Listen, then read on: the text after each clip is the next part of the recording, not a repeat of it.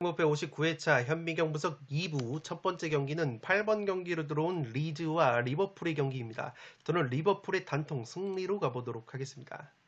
아직 현미경 분석 1부를 보지 않으신 분들은 화면 위로 올라가는 링크를 클릭을 하시면 1부 먼저 시청을 하실 수 있습니다.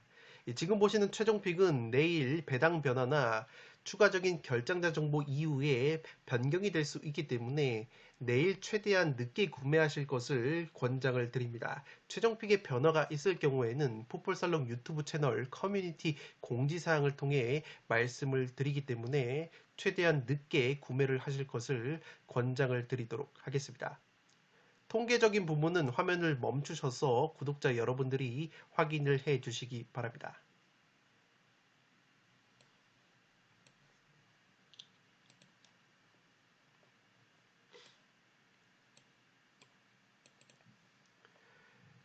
살롱 코멘트로 정리를 해드리면 확실히 호전적으로 덤비는 팀들을 상대로 오히려 리버풀이 손쉽게 공격력을 폭발시키는 흐름이 나오고 있다고 보시면 되겠습니다. 이 직전 주중에 펼쳐졌던 챔피언스리그 아약스 원정에서도 리버풀이 의외로 3대0 완승을 거뒀는데 반대로 수비적으로 내려앉는 노팅엄 원정에서는 리버풀이 0대1로 패배를 당했다고 보시면 되겠습니다. 리즈 같은 경우에는 리그 8경기에서 2무 6패 4연패 수렁에 빠져있는 팀이고 최근에 8경기에서 실점이 무려 15골이기 때문에 수비가 상당히 불안하다고 보시면 되겠습니다.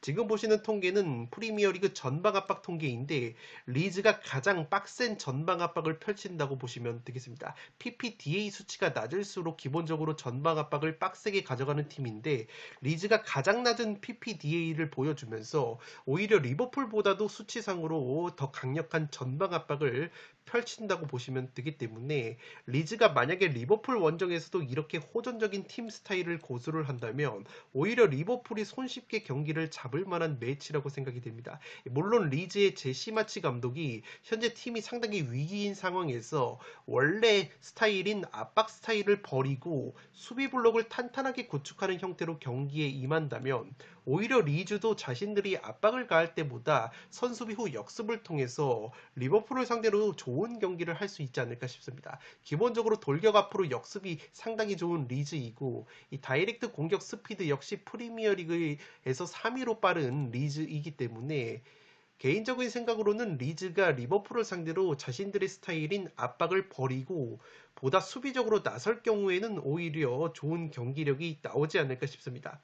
따라서 이 경기는 리즈가 어떤 전술을 들고 나오느냐에 따라서 양상이 달라질 수 있는 경기라고 보시면 되겠습니다.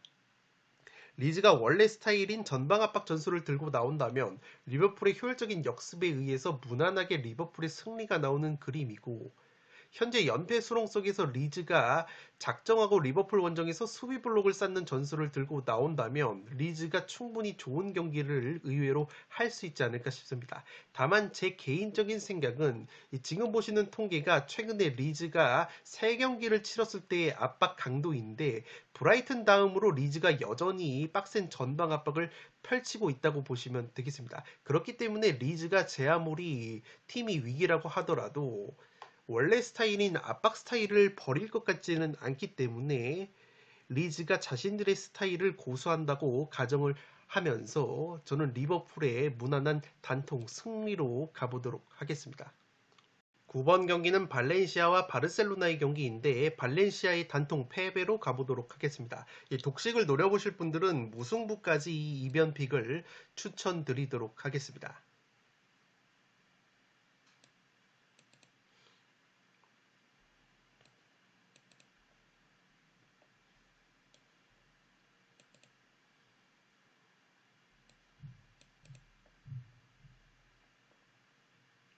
살롱 코멘트로 정리를 해드리면 발렌시아가 현재 중앙수비 디아카비 선수와 코메르트가 부상 여파로 출전 여부가 불투명하다는 소식이 있습니다. 만약 이 두 수비수가 결정이 된다면 수비뿐만 아니라 세트피스 공격력적인 측면에서 상당히 누수가 심할 것으로 보이는데 발렌시아가 라요 다음으로 현재 라리가에서 세트피스 득점이 5골로 가장 많은 팀인데 이 디아카비와 코메르트라는 중앙 수비가 나란히 벌써 2골, 1골씩 넣고 있는 수비 자원들이기 때문에 이 두 선수가 만약에 결정이 된다면 발렌시아 특유의 세트피스 공격력이 상당히 반감이 될 가능성이 있어 보입니다. 또한 설상가상으로 바르셀로나가 빌바오와 함께 라리가에서 세트피스 실점이 없는 유의한 팀이라고 보시면 되겠습니다. 그만큼 바르셀로나가 세트피스 수비가 상당히 강력한 시즌이기 때문에 발렌시아의 핵심 수비수 2명이 나오지 못하는 상황에서 바르셀로나 특유의 세트피스 수비까지 나온다면 발렌시아가 세트피스에서 재미를 보지 못하면서 상당히 어려운 경기를 할 수 있는 매치라고 보시면 되겠습니다. 바르셀로나 같은 경우에는 이미 챔피언스리그 16강이 좌절이 됐고 이 다음 주 중 풀젠 원정에서 패배를 해도 이미 3위가 확정이 됐기 때문에 이 주말 발렌시아전에 집중을 할 가능성이 높아 보입니다. 다만 바르셀로나로서는 리스크가 있어 보이는 것이 바르셀로나의 오른쪽 측면 수비수 세르지 로베르트가 부상으로 빠져 있고 아라우오까지 장기 부상 중이기 때문에 최근에 오른쪽 풀백 자리를 베예린이라는 선수가 메우고 있는데 이 베예린 선수가 직접 바이에른 뮌헨전에서도 이 수비적인 약점과 함께 기동성의 약점을 드러냈습니다. 발렌시아 같은 경우에는 왼쪽 측면 호세 가야와 사무엘 리노를 활용한 왼쪽 측면 라인의 공격력이 상당히 좋기 때문에 이 베예린 선수가 포진하고 있는 바르셀로나의 오른쪽 측면 수비가 상당히 불안할 수 있는 매치라고 보시면 되겠습니다. 또한 최근에 발렌시아의 카반이라는 공격수가 골 결정력, 특히 헤딩, 뚝배기가 굉장히 좋다는 점에서 발렌시아 특유의 왼쪽 측면 공격에 의해서 바르셀로나가 일격을 맞을 가능성도 있지 않나 싶습니다. 발렌시아의 수비 공백 우려와 바르셀로나의 탄탄한 세트피스 수비력, 그리고 레반도프스키의 골 결정력을 고려하면 여전히 바르셀로나의 승리가 유력해 보이지만 발렌시아 특유의 홈발과 바르셀로나의 오른쪽 측면 수비 공백, 그리고 최근 발렌시아의 공격수 카바니 선수의 골 결정력이 살아난 점까지 고려를 한다면 독식픽으로 무승부 정도는 받쳐볼 만한 매치라고 생각을 하고 있습니다. 9번 경기는 발렌시아의 단통 패배로 갔는데 독식픽으로는 무패를 추천드리도록 하겠습니다. 10번 경기는 오사수나와 바야돌리드의 경기인데 단통 무승부로 가보도록 하겠습니다. 투폴 추천으로는 승무를 추천드리도록 하겠습니다.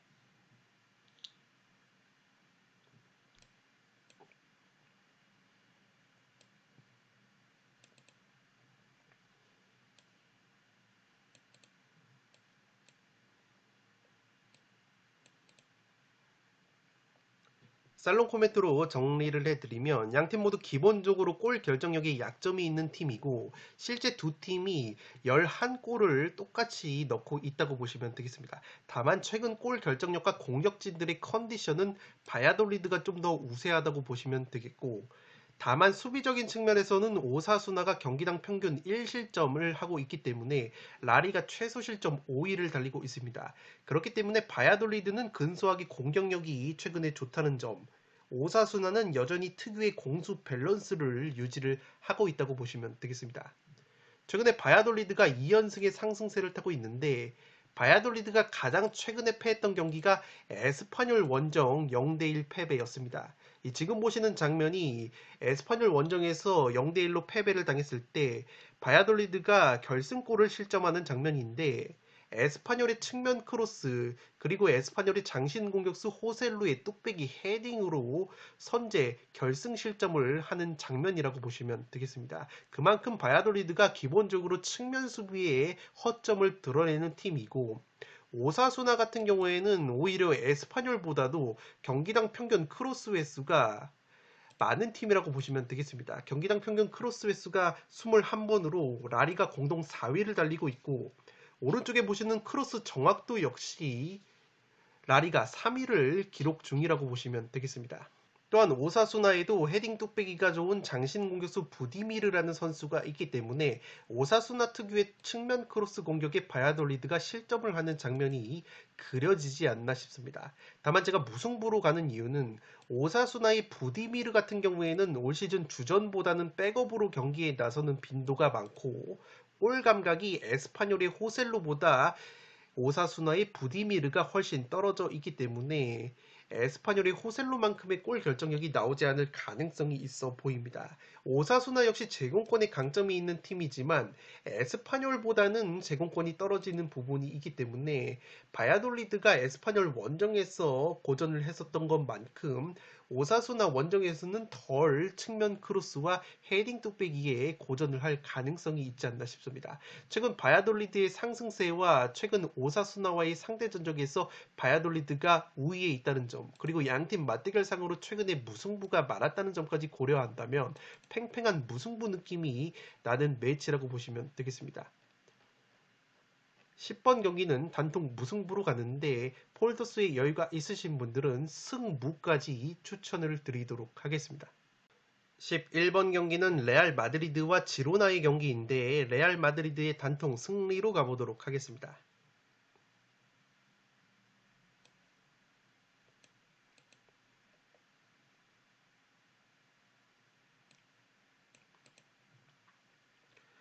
살롱 코멘트로 바로 정리를 해드리면 이 경기는 레알 마드리드 공격 핵심 3인방인 벤제마, 발베르데, 모드리치 선수의 부상 복귀 여부가 관건이라고 보시면 되겠습니다. 지금 보시는 사진은 제가 레알 마드리드 공식 트위터에서 발췌를 한 사진인데 지금 보시는 아리따운 금발 뒤태는 모드리치 선수로 보여지고 맨 오른쪽은 발베르데 선수이기 때문에 모드리치와 발베르데는 지금 훈련을 소화를 한 것으로 보여지고 있습니다. 이 벤제마 선수는 사진에 나타나지 않았는데 현지 언론 보도를 보니까 이 세 명의 선수가 출전 가능성이 그래도 조금 더 높다고 보여지고 있습니다. 이 레알 마드리드의 안첼로티 감독이 이 세 선수를 아예 명단에서 제외시키고 라이프치히 원정을 다녀왔기 때문에 이 세 선수가 이번 경기를 위해서 충분히 회복을 할 가능성이 있지 않나 싶습니다. 레알 같은 경우에는 현재 챔스 16강을 확정을 지었지만 현재 라이프치히와 조 1위 경쟁을 하고 있다고 보시면 되겠습니다. 라이프치히가 승점 9점, 레알이 10점이기 때문에 다음 주 중에 펼쳐지는 마지막 경기 결과에 따라서 라이프치히에게 조 1위를 내줄 수도 있는 상황이라고 보시면 되겠습니다. 다만 레알 같은 경우에는 주중 챔스 마지막 경기가 셀틱과의 홈 경기인데 셀틱은 이미 3위 샤흐타르에게도 밀려서 4위 꼴찌가 확정된 상황이기 때문에 동기부여 자체가 없다고 보시면 되겠습니다. 따라서 레알 마드리드가 이번 지로나전에 좀 더 집중을 할 수 있는 환경이라고 보시면 되겠고 지로나 같은 경우에는 올 시즌 라리가 원정 성적이 최하위권에다가 리그 11경기에서 무실점 경기가 없을 정도로 꾸준하게 실점을 하고 있습니다. 그만큼 수비 조직력이 상당히 불안한 지로나라고 보시면 되겠고 더욱이 최전방 공격수인 카스텔라노스 선수의 골 감각이 떨어져 있기 때문에 레알이 핵심 선수들이 복귀만 할 수 있다면 홈에서 무난하게 승리를 노릴 수 있는 경기라고 생각이 됩니다. 레알이 빠듯한 일정 속에서 체력 누수가 있지만 올 시즌 챔피언스 리그 이후에 치른 라리가 경기에서 4전 전승을 기록할 정도로 챔피언스 리그와 라리가 경기를 잘 병행을 하고 있기 때문에 이번 경기도 홈에서 충분히 승리를 노려볼 수 있는 매치라고 보시면 되겠습니다. 11번 경기는 레알 마드리드의 단통 승리로 가보도록 하겠습니다. 12번 경기는 맨유와 웨스트햄의 경기인데 승무 투폴로 가면서 2변까지 받쳐보도록 하겠습니다.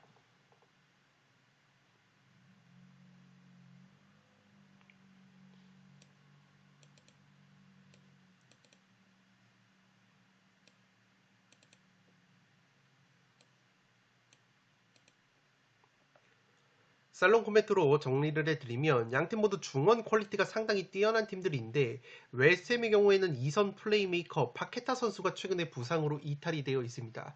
이 선수가 2선에서 창의적인 패스를 넣어줄 수 있는 자원인데 최근에 이 파케타가 빠지다 보니까 공격수 스카마카와의 궁합이 상당히 좋았었는데 스카마카까지 덩달아 주춤하는 모습을 보여주고 있습니다. 실제 웨스트햄의 최전방 공격수 스카마카와 안토니오가 나란히 최근에 5경기, 4경기 무득점 침체에 빠져있는 웨스트햄의 최전방 골 결정력이기 때문에 상당히 공격력에 아쉬움이 있다고 보시면 되겠습니다. 반면에 맨유는 최근에 논란이 있었던 호날두가 직전 유로파리그에서 모처럼 득점포를 가동을 했고 최근에 부진했었던 레시포드 역시 득점포를 가동을 했기 때문에 유로파리그가 상당히 보약이 됐다고 보시면 되겠습니다. 이 웨스트햄이라는 팀이 기본적으로 세트피스 공격력이 강점으로 꼽히는 팀인데 올 시즌에는 기대 득점 3.96골보다 실제 적은 2골 득점에 그치고 있다고 보시면 되겠습니다. 맨유 같은 경우에는 아무래도 중앙 수비수 리산드로 마르티네즈 선수가 신장이 작다 보니까 세트피스 상황에서 제공권에 문제점을 노출을 하는 팀이고 라파엘 바란이라는 주전 수비수 역시 최근에 부상을 당했기 때문에 웨스트햄이 세트피스 공격력을 발휘할 수도 있지 않을까 생각은 하고 있지만 웨스트햄의 세트피스 공격력이 굉장히 떨어져 있는 시즌이다 보니까 맨유가 의외로 세트피스 수비도 저항력을 가질 만한 매치라고 보시면 되겠습니다. 오히려 맨유가 올 시즌 세트피스 득점이 없었던 팀인데 직전 유로파리그에서 모처럼 코너킥으로 득점을 뽑아낸 것은 고무적이라고 할 수 있겠습니다. 맨유가 최근에 테나흐 감독 체제에서 조직적인 압박과 유연한 전술 운용이 장착이 되면서 홈에서 충분히 승리를 노릴 만한 경기라고 생각은 되는데 다만 제가 맨유 쪽으로 투표율이 조금 몰렸다고 생각을 하고 있고 웨스트햄이라는 팀이 롱볼을 활용한 효율적인 역습이 좋은 팀이기 때문에 웨스트햄 특유의 역습과 세트피스에서의 한 방을 앞세운다면 이 무승부 정도로 덜미를 잡을 수도 있는 매치라고 생각을 하고 있습니다.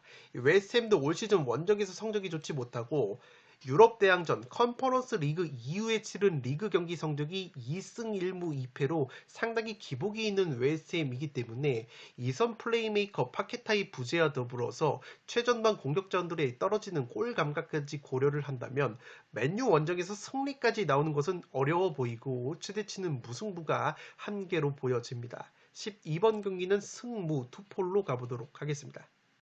13번 경기는 빌바오와 비아레알의 경기인데 승무 투폴로 가보도록 하겠습니다. 단통 추천으로는 빌바오의 단통 승리를 단통으로 추천드리도록 하겠습니다.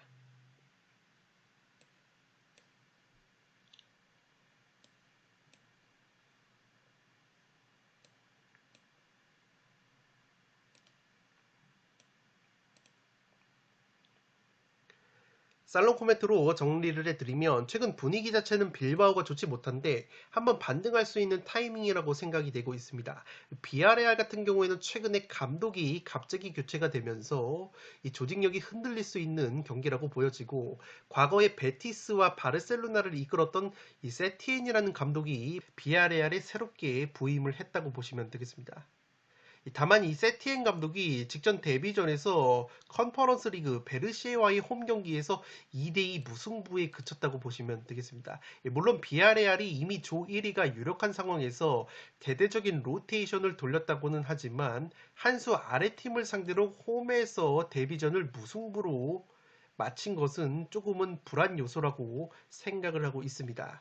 여기에 비아레알이 핵심 공격 중원, 수비 자원에 걸쳐서 부상자가 꽤 있는 편이고 빌바오는 이에 비해서 주전 자원들의 이탈자가 거의 없기 때문에 비아레알보다는 전력 누수와 체력적인 면에서 상당히 우위가 있을 것으로 보입니다.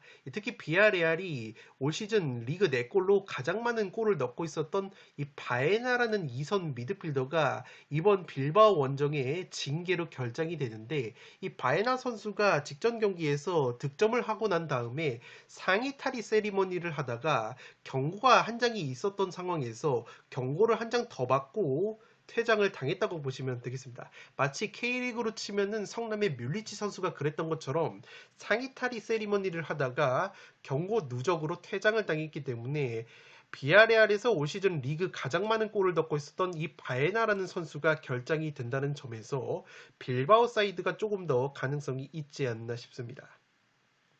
따라서 비아레알의 전력 누수와 감독 교체에 따른 혼란, 그리고 주중 유럽 대항전으로 인한 체력 열세를 고려하면 빌바오 쪽으로 근소하게 기우는 매치라고 생각을 하고 있습니다.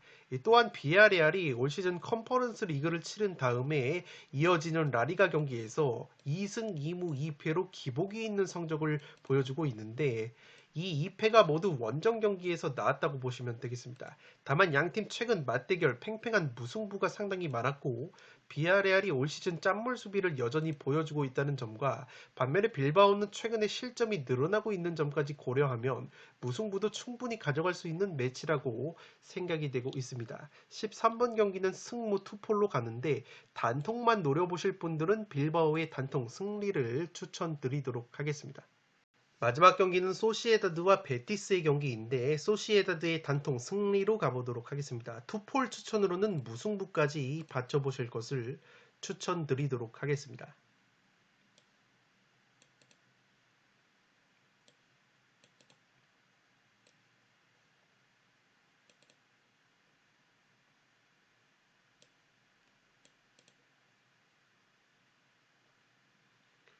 살롱 코멘트로 정리를 드리면, 양팀 상당히 비슷한 전력을 보여주고 있다는 점에서 굉장히 팽팽한 경기가 예상이 되고 있습니다. 지금 보시는 통계는 양팀의 공격 지표인데, 오픈 플레이 상황에서 그리고 세트피스 상황에서 소시에다드가 득점이 더 좋다고 보시면 되겠고, 반대로 베티스는 소시에다드보다 안정적인 수비를 보여주고 있다고 보시면 되겠습니다. 다만 베티스가 최근에 원정 경기만 가면 3연속 퇴장자가 나오면서 최근에 라리가 원정 4경기 2무 2패의 하락세를 보여주고 있다고 보시면 되겠습니다. 이 직전에 베티스가 유로파리그 루도고레츠 원정에서도 1대0 승리를 거뒀지만, 이 내용적으로는 루도고레츠에게 조금은 밀리는 부분이 있었기 때문에 확실히 베티스가 원정에서는 홈에서만큼의 경기력이 나오지 않고 있다고 보시면 되겠습니다. 더군다나 올 시즌 라리가 원정 경기에서는 득점력도 원정에서 4배 가까이 하락이 되는 베티스이기 때문에 베티스가 원정에서 기복이 있는 경기력에 또다시 발목이 잡힐 수도 있는 매치라고 보시면 되겠습니다. 최근에 베티스가 소시에다드를 상대로 상대 전적에 우위가 있는데, 지난 시즌 소시에다드를 상대로 3골이나 넣었었던 베티스의 측면 자원인 후안미라는 선수가 이 장기 부상으로 빠져 있는 점도 베티스로서는 상당히 아쉬운 대목이라고 보시면 되겠습니다. 다만 소시에다드 역시 베테랑 플레이메이커 다비드 실바 선수가 부상으로 이탈이 되어 있고, 반면에 베티스는 플레이메이커 페키르가 최근에 부상에서 돌아왔습니다. 이 페키르 선수가 부상에서 돌아오자마자 이 2경기 연속골을 넣었기 때문에 플레이메이커적인 측면에서는 베티스가 오히려 근소하게 앞서는 부분이 있다고 보시면 되겠습니다. 이 소시에다드 특유의 공격력과 홈발, 그리고 베티스가 최근 원정에서 경기력 기복이 심하다는 점과 3경기 연속 원정 경기에서 퇴장자가 발생하고 있는 변수까지 고려를 한다면 이 소시에다드의 근소한 우위가 그려지지만, 베티스가 소시에다드를 상대로 상대 전적에 우위가 있다는 점, 베티스가 여전히 짠물 수비가 건재하다는 점, 양팀 모두 리그 2연패가 없었기 때문에 사이좋게 무승부로 부러질 수 있는 패턴이라는 점까지 고려한다면 무승부도 충분히 가져갈 수 있는 매치라고 생각을 하고 있습니다. 마지막 경기는 소시에다드의 단통 승리로 가는데, 폴더스에 여유가 있으신 분들은 무승부까지 추천을 드리도록 하겠습니다. 네, 이것으로 승무패 59회차 현미경 분석 1부와 2부 모두 마치도록 하겠습니다. 항상 말씀을 드리지만 최종픽을 그대로 따라가시기보다는 살롱 코멘트 분석 내용을 기반으로 나만의 독식픽을 만드실 때 1등에 가까워지실 수 있습니다. 영상이 도움이 되신 분들은 좋아요와 구독 버튼을 눌러주시면 풋볼살롱 채널에 크나큰 힘이 됩니다. 구독 버튼 옆에 종 모양의 알림 설정을 해주시면 그 누구보다 빠르게 양질의 축구 승무패 프로토 관련 분석 컨텐츠를 만나보실 수 있습니다. 지금까지 풋볼살롱이었습니다. 감사합니다.